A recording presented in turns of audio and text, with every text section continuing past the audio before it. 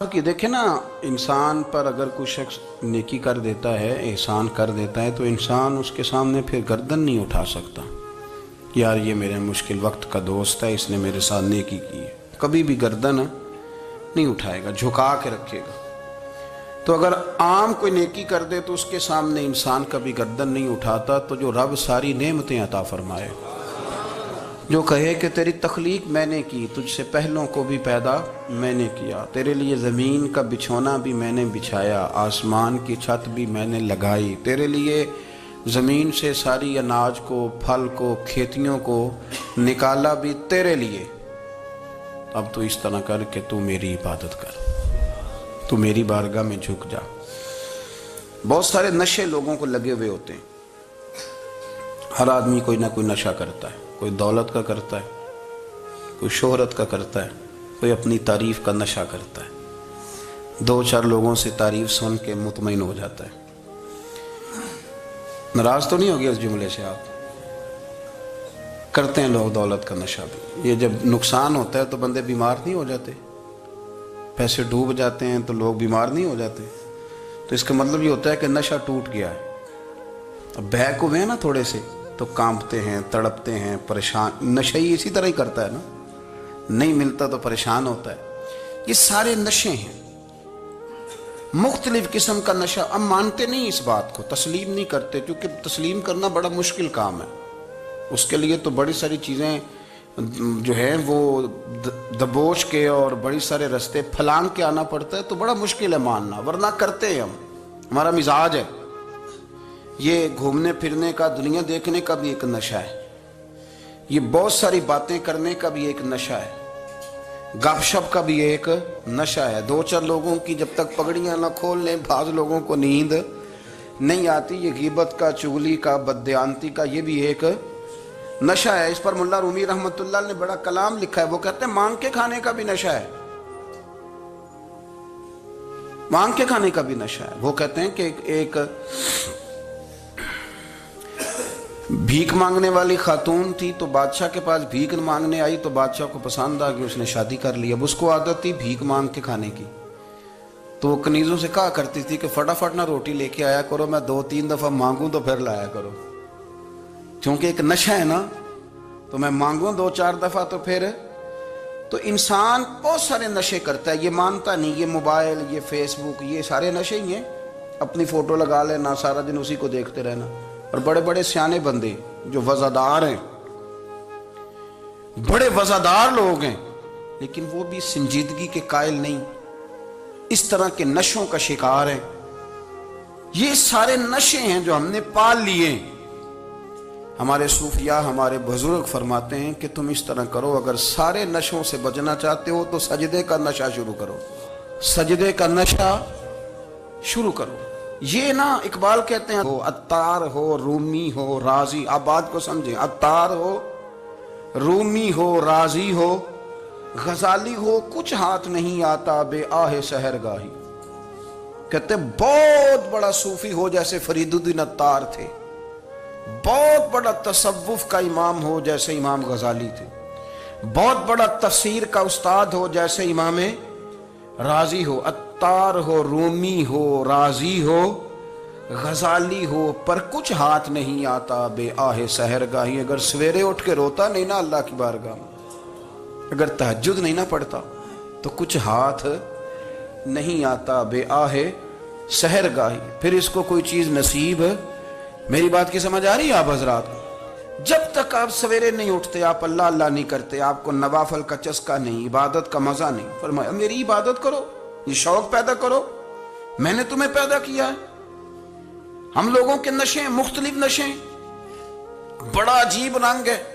محفل کی صدارت کرنے والے بڑے پیر صاحب، بڑے القابات و خو، بیچ میں سے بندہ تلاش کرنے سے بھی نہیں مل رہا، اتنے بڑے لقب ہیں اس کے. لیکن وہ سج سنور کے 2.5 گھنٹے بیٹھا رہا محفل میں، اور نماز کا وقت آیا تو اس نے مختصر سی پڑھی، وہ نکل گیا. ہلکے سے سجدے کیے. او اتنا بڑا عشق رسول، نعت خواں، او ہو کیا بات ہے. اور عشق رسول کا بہت بڑا پیغامبر، بہت بڑا مبلغ. اور بیچارہ سمجھ ہی نہیں سکا کہ اللہ کے رسول نے فرمایا تو نماز پڑھ میری آنکھیں ٹھنڈی ہو جائیں گی. تو یہ نشے کے عادی تو ہیں پر حقیقت کے قائل نہیں ہیں۔ یہ بس ٹھیک ہے، خوابوں کی دنیا میں لوگ زندہ ہیں، پر جن کو یہ جو نشہ تھا نا عبادت کا، یہ میرے رسول پاک کی چاہت ہے، یہ میرے نبی کریم علیہ السلام کی۔ آپ دیکھیں نا، حضور مہینوں جا کے غار حرا میں بیٹھتے، کیا وہاں تبلیغ کرتے تھے؟ کوئی کتاب لکھتے تھے؟ رسول کریم علیہ السلام مہینہ رہتے غار حرا میں، کوئی نہ مجھے دیکھے، کوئی نہ مجھے ملے۔ حضور یہاں کیا ہے؟ فرمایا میں اپنے رب کی عبادت کروں گا۔ نبی کریم علیہ السلام نے سجدوں کے ساتھ پتھروں اور پہاڑوں کو آباد کر دیا، سجدوں کے ساتھ۔ آپ کا سجدہ آپ کو بہت ساری چیزوں سے چھڑا لیتا ہے، یہ بہت ساری جگہوں سے جھکنے سے بچا لیتا ہے۔ صوفیاء اولیاء یہ کیا کرتے تھے؟ یہ سجدے کا ذوق ہی تو پیدا کرتے تھے۔ سجدے کا ذوق شاہ عبدالعزیز دباغ رحمۃ اللہ تعالی علیہ اپنے مریدوں سے فرمایا کرتے تھے کہ اگر تم پکے نمازی بن جاؤ نا، تہجد گزار ہو جاؤ، تو میرے پاس آنا جانا چھوڑ دینا۔ عرض کی حضور کیوں؟ فرمایا میں تمہارے اور رب رسول کے راستے میں رکاوٹ نہیں بننا چاہتا، اور میرا مقصود ہے تمہیں وہاں تک پہنچانا۔ جب پہنچ گئے تو پھر میری ضرورت ختم ہو گئی۔ ہاں کبھی وسوس آئے، شک پیدا ہو، تکلیف ہو تو آنا، ورنہ میں نہیں چاہتا کہ میں رکاوٹ بنا رہوں۔ تم اللہ اللہ کرو، اس مالک کو راضی کرو۔ میرے رسول پاک علیہ وسلم نے فرمایا بندہ اللہ کے سب سے قریب اس وقت ہوتا ہے جب وہ سجدے کی حالت میں ہوتا ہے۔ کس کے قریب ہوتا ہے؟ اللہ کے سب سے قریب ہوتا ہے۔ وہ بڑا نیڑے ہے رب کے، بڑا قریب ہے، اس لیے کہ وہ حالت سجدہ میں۔ وہ جب سجدے کرتا ہے نا، اس کی بارگاہ میں جب جھک جاتا ہے، آپ ذرا سجدے کی کیفیت دیکھیں نا، زبان بھی یہاں ہے، آنکھ بھی یہاں ہے، کان بھی، عقل بھی ساری، اس نے سارا کچھ رکھ دیا سجدے میں۔ آپ وہ کبھی پیچھے جائیں تو دیہاتوں میں کہا جاتا تھا ناک سے نکیریں نکالو، بہت بڑی سزا ہوتی تھی نا، ناک سے نکیریں نکالو، بڑی سزا ہوتی تھی۔ تو اس نے کہا مالک مجھے کسی نے کہا نہیں، پر دیکھنا میں نے رکھ دی ساری عقل سجدے میں، اور رکھ کے کہا کیا؟ سبحان ربی یا اللہ میں پست ہوں تو اعلیٰ ہے، اللہ تو میرا رب ہے اور تو سب سے اعلیٰ اتنا۔ اور فرمایا جب یہ اس کیفیت میں ہوتا ہے تو پھر یہ اپنے رب کے قریب ہوتا ہے۔ کثرت عبادت، نوافل۔ ہمارے ہاں عمرے کی قرآن اندازی محفلوں پہ ہونے لگ گئی ہے، حالانکہ حدیث سے ثابت نہیں۔ میں دوستوں سے کہتا ہوں جائز ہے، کرنی چاہیے، عمرے کی قرآن اندازی جائز ہے، پر کسی حدیث میں نہیں آئی کہ قرآن اندازی کرو عمرہ کرو۔ حدیث میں قرآن اندازی یہ آئی ہے کہ نبی پاک علیہ السلام نے فرمایا تمہیں پتہ چل جائے نا پہلی صف کا ثواب کتنا ہے، تم قرآن اندازی کرو۔ عمرے کی قرآن اندازی کا تو پوسٹر چھپتا ہے، تو یہ والی قرآن اندازی کب ہونی ہے؟ ہونی چاہیے کہ نہیں؟ حضور نے فرمایا تمہیں پتہ چلے کہ اس کا ثواب کتنا، تو تم قرآن اندازی کرو، تم قرآن ڈالو۔ جب آپ نماز پڑھ رہے ہوتے ہیں، جب آپ کا مصلی آباد ہوتا ہے، صلاح الدین ایوبی ایک بزرگ سے ملاقات ہو گئی، بیت المقدس پر قبضہ تھا عیسائیوں کا، تو صلاح الدین بڑے پریشان تھے۔ وہ بابا جی کہنے لگے پتر کیا ہوا؟ کہنے لگے حضور پتہ چلا ہے دشمن کے 2 بحری بیڑے اسلحہ لے کے آ رہے ہیں، مسلمان پہلے ہی کمزور ہیں، اور اب اگر 2 بحری بیڑے اور آ گئے تو حضور مسئلہ بن جائے گا۔ تو میں پریشان ہوں کہ کس طرح یہ کم مسئلے والی ہماری فوج ہے کیسے مقابلہ کرے گی۔ تو بابا جی کہنے لگے پتر اس طرح کرنا، آج رات تو بھی دعا کرنا اور میں بھی کروں گا، تو بھی دعا کرنا، آپ ناراض نہ ہونا، ہم تو پیروں والے ہیں، ہم تو پیروں کے نوکر غلام ہیں، ہمارا تو گزارا ہی نہیں، ہمیں تو ملتا ہے سارا کچھ وہاں سے۔ پر میرا سوال یہ ہے کہ تعویذ لینے جاتے ہو نفل کیوں نہیں پڑھتے؟ رات اللہ اللہ کیوں نہیں کرتے؟ یہ بھی تو ہمارے بزرگوں کا ہی طریقہ ہے، انہوں نے تو ہمیں سکھایا ہے۔ صلاح الدین ایوبی سے بزرگوں نے کہا کہ رات آج نا اللہ اللہ کرنا، تو میں تیرے لیے دعا کروں گا، تو بھی دعا کرنا۔ تو بندہ جب دکھی ہوتا ہے تو سجدہ کرتا ہے، تو پھر ہی تو مصلی بھیگ جاتا ہے، پھر ہی تو مزہ آتا ہے۔ سکھی بندہ تو کعبے جا کے نہیں روتا، دکھی تھے، تکلیف تھی، تو سر رکھا سجدے میں تو تڑپ گئے۔ اور وہ بابا جی کہتے ہیں میں مسجد آیا تو صلاح الدین چیخے مار کے رو رہا تھا، اور کہہ رہا تھا مالک میں کوئی اپنی شان کے لیے تو نہیں نہ لڑ رہا، اللہ کو میں کوئی قبضوں کے لیے تو نہیں لڑ رہا، مالک تیرے لیے لڑ رہا ہوں، مجھے بے آبرو نہ کرنا، میری مدد فرمانا۔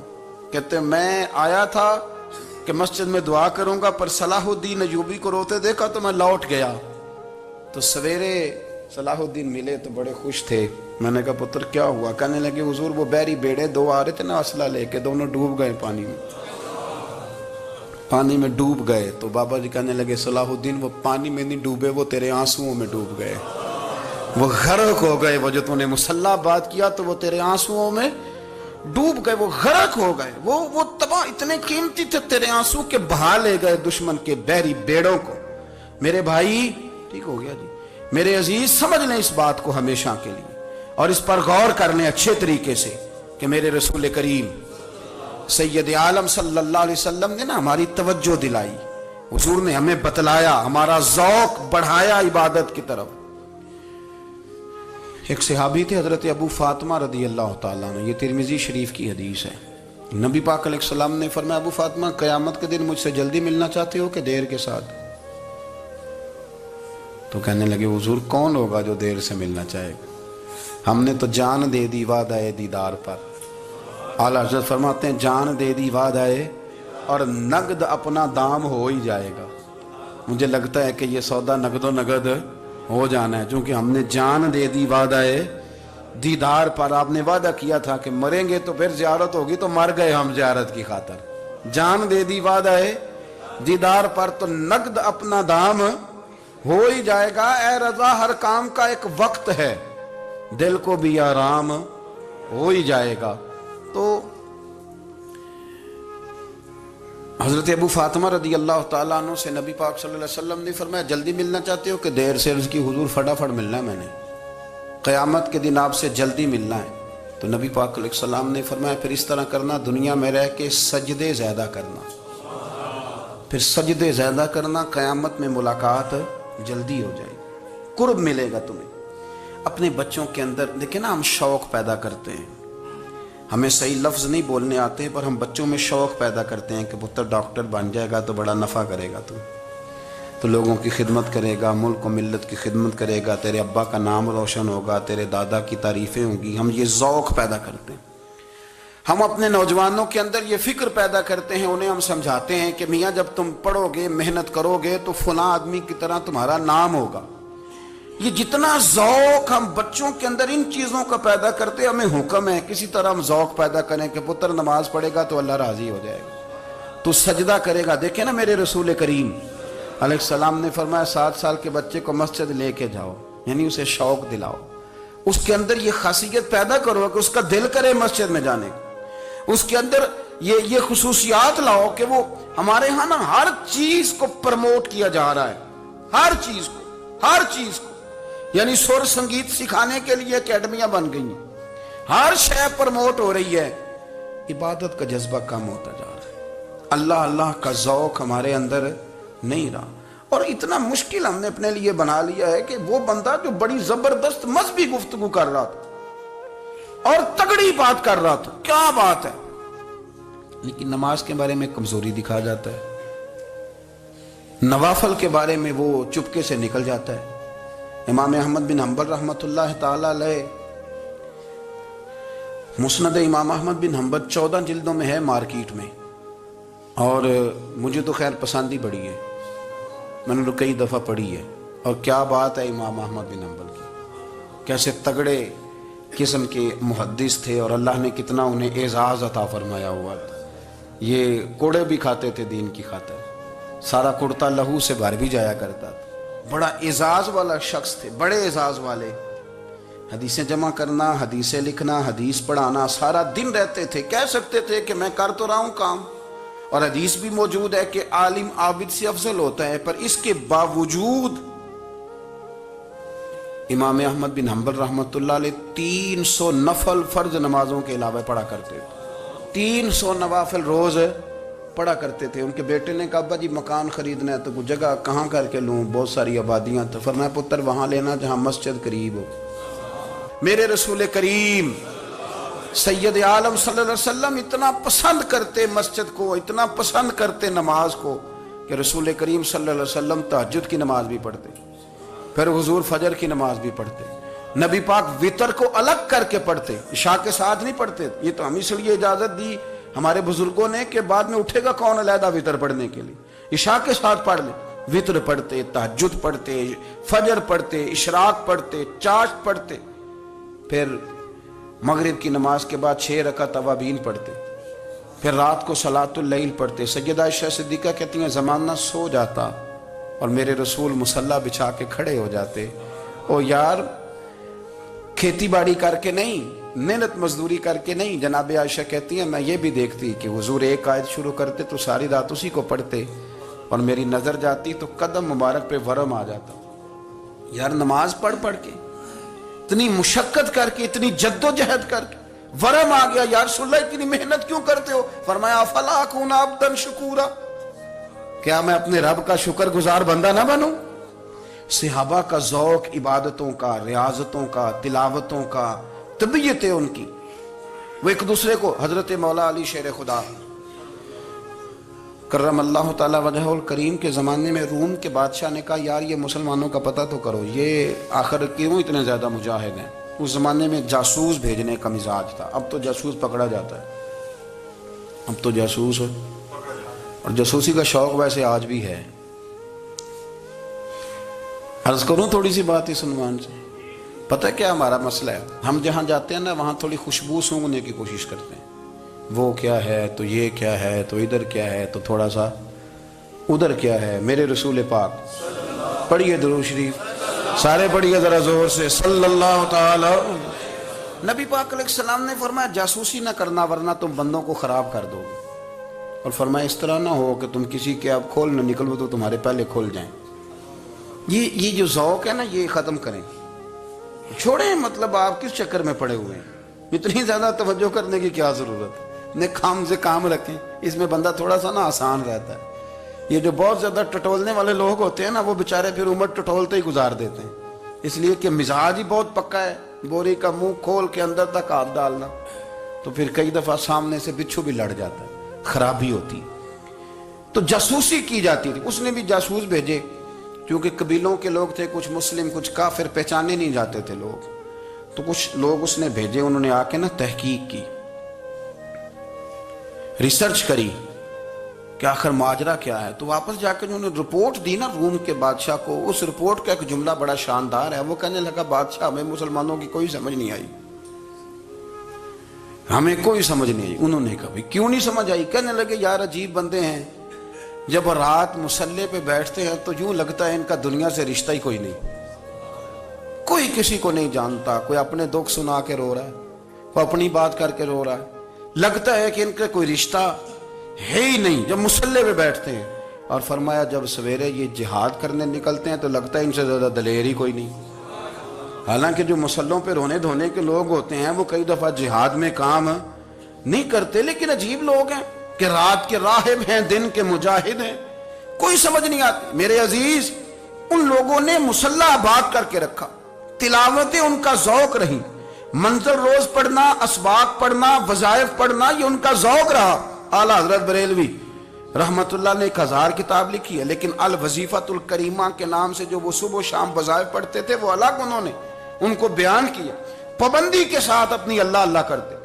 شیخ شہاب الدین سہروردی رحمت اللہ علیہ، اس پر ایک بندے نے اعتراض کیا، اس نے کہا جی آپ کس قسم کے صوفی ہیں، مرید بیٹھے ہیں اور آپ وہاں نفل پڑھ رہے ہیں؟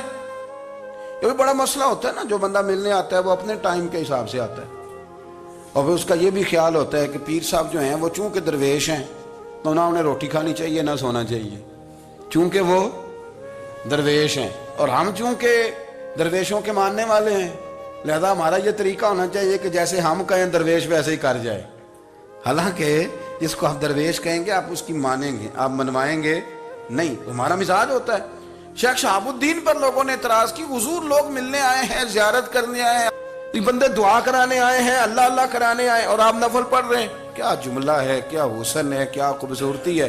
فرمانے لگے رب رسول سے مانگنے کے لیے مصلی بچھایا ہے، اگر وہاں سے مانگوں گا نہیں تو تمہیں دوں گا کیا؟